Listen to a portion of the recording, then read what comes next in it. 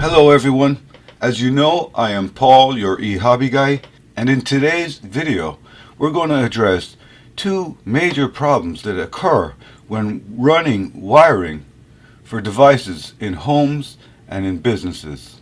When running wiring for a multitude of devices such as lighting, power outlet, smoke detector, and any other electrical device that gets wired in a daisy chain configuration such as this, you can run into two major problems. The first problem is having the wires touching somewhere that you're unaware of.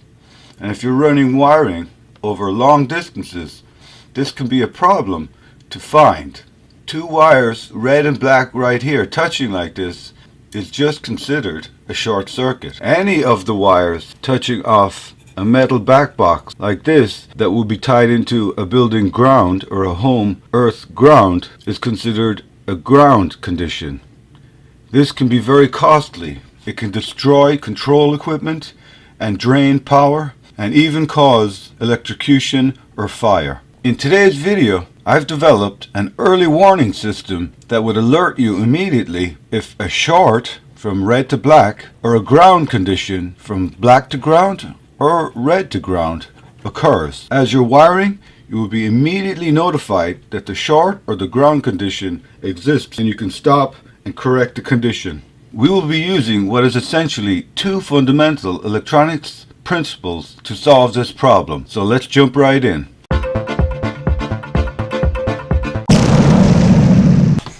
For this project, I'm going to use a two-tone siren. This siren is 12 volts DC. Before we can design a circuit, we need to know how much current the siren takes so that we can properly size the components. You can easily search on eBay for 12 volt DC two-tone siren and you can see we find lots of results.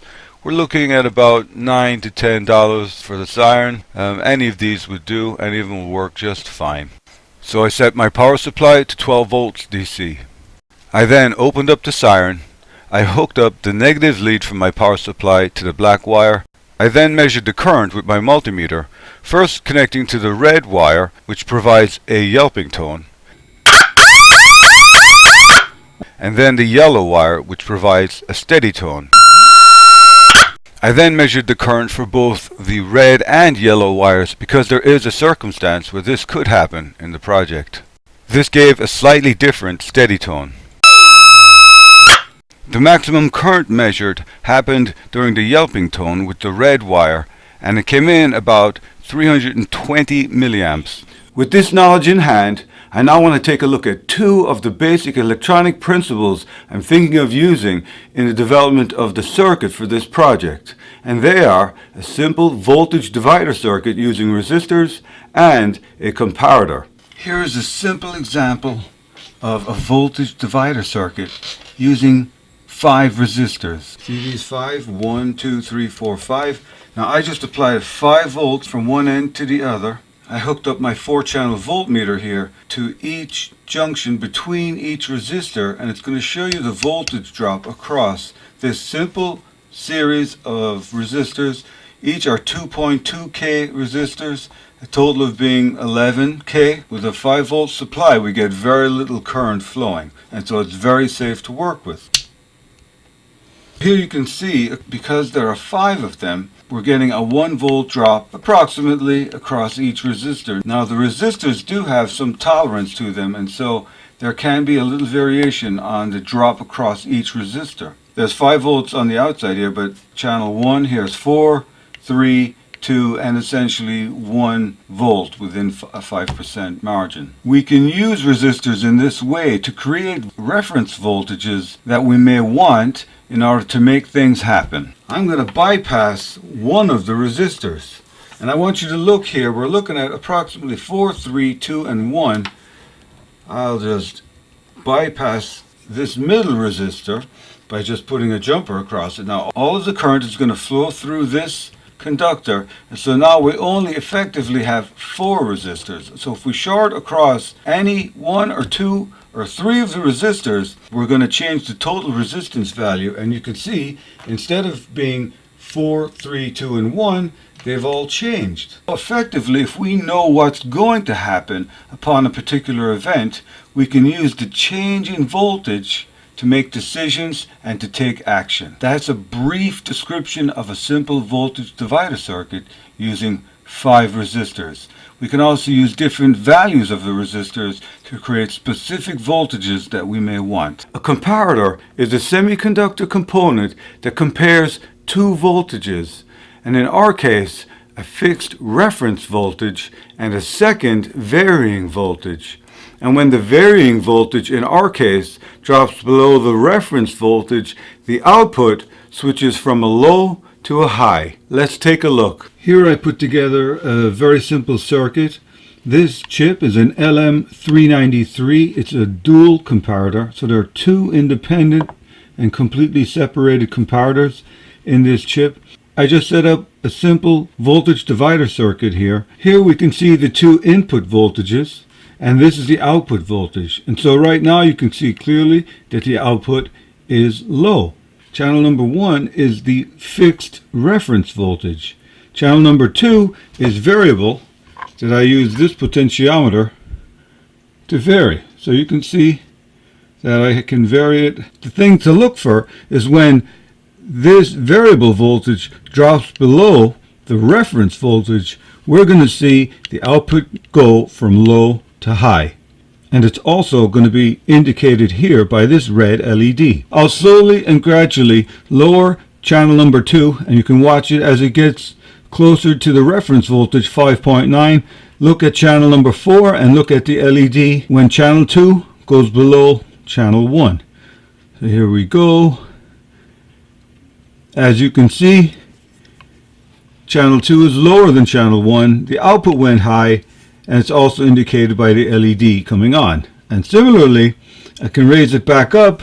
When it goes above the reference voltage, the output drops back down to low, and we can see that clearly here with the red LED. Just one more thing before we get into the circuit.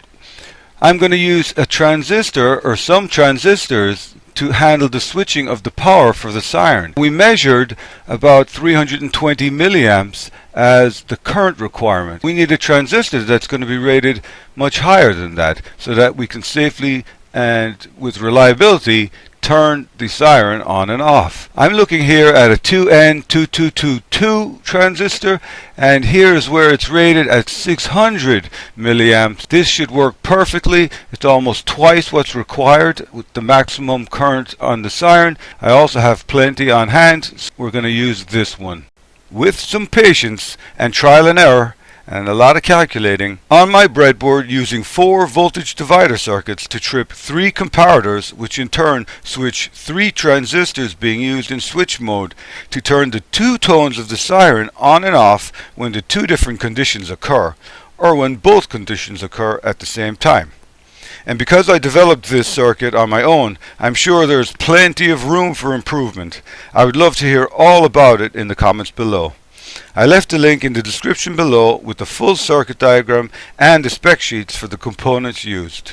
Here's the circuit breadboarded using just LEDs being switched on and off by the transistors instead of the 2 tones of the Siren.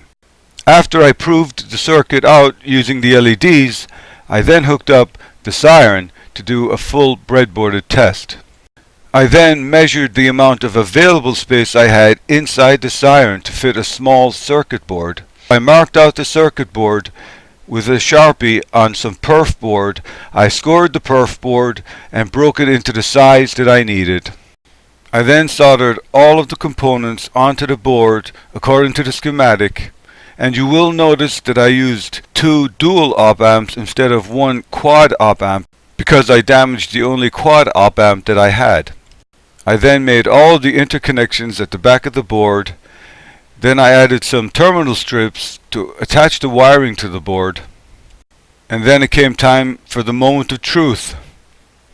Here I have a 12 volt 600 milliamp power adapter, 12 volt DC. It's more than 600 milliamps, being plenty enough to power this project. You can see I wired the plus and the minus in here.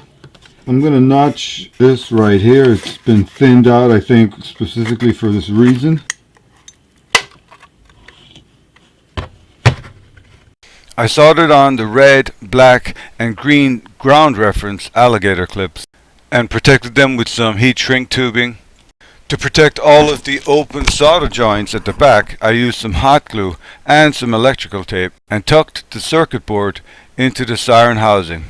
I've plugged this in, and so this is how it would get hooked up in real life. These, under normal circumstances, will be grounded out during installation. I have grounded this one out with my grounding clip right here. The 3 clips simply go black on the black wire, red on the red wire, and the green just clicks somewhere close. That would be a ground. It can be any ground. Now we can simply test that if any of the red wires or black wires touch each other, creating a short,